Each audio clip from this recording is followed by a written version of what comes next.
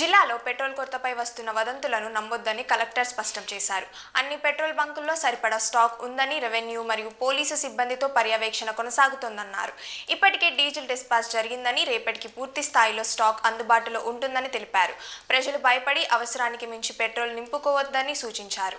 Social మీడియాలో తప్పుడు ప్రచారం చేసే వారిపై చట్టపరమైన చర్యలు తీసుకుంటామని హెచ్చరించారు. ఇక ఎస్పీ మాట్లాడుతూ జిల్లాలో ఎక్కడా పెట్రోల్ కొరత లేదని, అన్ని బంకుల్లో ఫుల్ స్టాక్ ఉందని తెలిపారు. ప్రజలు అపోహలు నమ్మకుండా ప్రశాంతంగా ఉండాలని అధికారులు కోరుతున్నారు. అందరికీ నమస్కారం అండి. ముందుగా గుంటూరు జిల్లాలో ఈ పెట్రోల్ డీజిల్ కొరత ఉందని ఏవైతే వార్తలు వస్తున్నాయో అవన్నీ కూడా ప్రజలందరూ కూడా నమ్మవద్దని, వీ హ్యావ్ ఇనఫ్ సప్లైస్.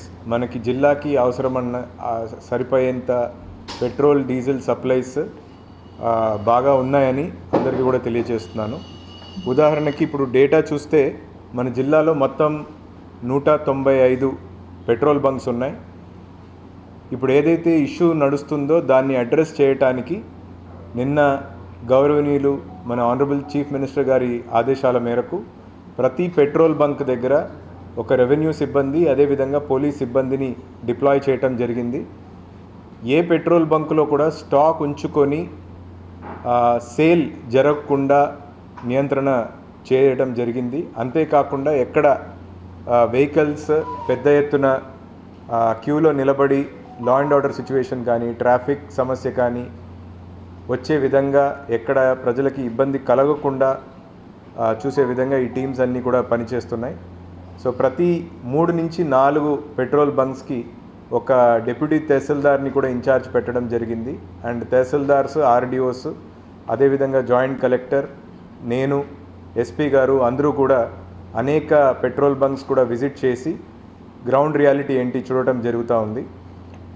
అయితే మనకి ఈరోజు ఉదయం నుంచి సాధారణంగా మన 195 మన గుంటూరు జిల్లాలో ఈ 195 పెట్రోల్ బంక్స్కి యావరేజ్గా ప్రతిరోజు 49ని కూడా ఆల్మోస్ట్ జీరోకి తీసుకురావటం జరుగుతుంది. అండ్ మనకి ఆనరబుల్ సీఎం గారి ఇన్స్ట్రక్షన్స్ మేరకు, అదేవిధంగా honourable minister for civil supplies కూడా దీన్ని కంటిన్యూస్గా పర్యవేక్షిస్తున్నారు. ఇవాళ నైట్కి కూడా, లేట్ ఈవినింగ్ కూడా డిస్పాచెస్ కంటిన్యూ అవుతాయి. సో దట్ మనకి ఈరోజు అవసరాలే కాదు, రేపు మార్నింగ్ కల్లా పూర్తి స్థాయిలో ప్రతి రీటైల్ అవుట్లెట్ ఫుల్ కెపాసిటీలో మనం స్టాక్స్ పొజిషనింగ్ చేయడానికి ప్రయత్నం చేస్తున్నాము. సో దట్ ప్రజలకి ఎటువంటి ఇబ్బంది కలగదు. అండ్ అంతేకాకుండా ప్రజలకి విజ్ఞప్తి కూడా ఏంటంటే, దయచేసి ఎంత అవసరంకి సాధారణం కంటే ఎక్కువ ఆల్మోస్ట్ 2 times సప్లైస్ ఉన్నాయి. సో ఎటువంటి ప్యానిక్ కానీ, భయాందోళనకి ప్రజలు ఏమీ పొందనవసరం లేదు.